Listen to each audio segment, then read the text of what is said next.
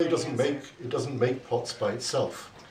Right, That's like the Homer B'yada Yotzer. But when you said like it's making you do something, like sometimes when it cracks or whatever, it's making you do something that it was never, the clay itself is not capable of doing. But actually over time you can, like you were saying, the old clay or the reworked clay is so much more flexible and so much more capable, and like that's, it's like all those times of redoing it that then make it capable of something that it could never have done in the beginning. Although then when you were drawing out the pot, I was just thinking about like all its potential. It has like, I mean, you could have stopped at any point in the process, and, but had you stopped at another point, so this other potential would never have been realized because you allowed it to stay at the point.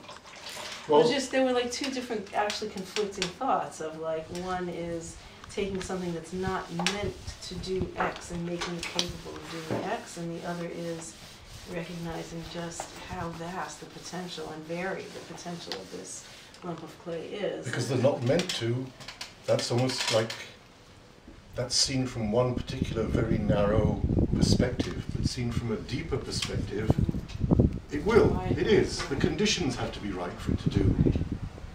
There has to be a readiness. Take the time again.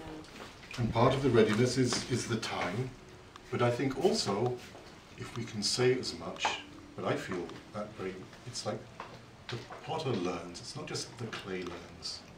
And I think that HaKadosh Baruch Hu, the reason why he set this whole thing up was because if we can say such a thing, he's learning and changing with us.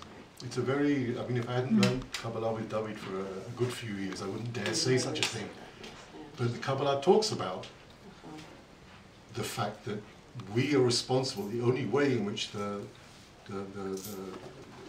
kelim can get fixed up is from below. And that's the way it's set up.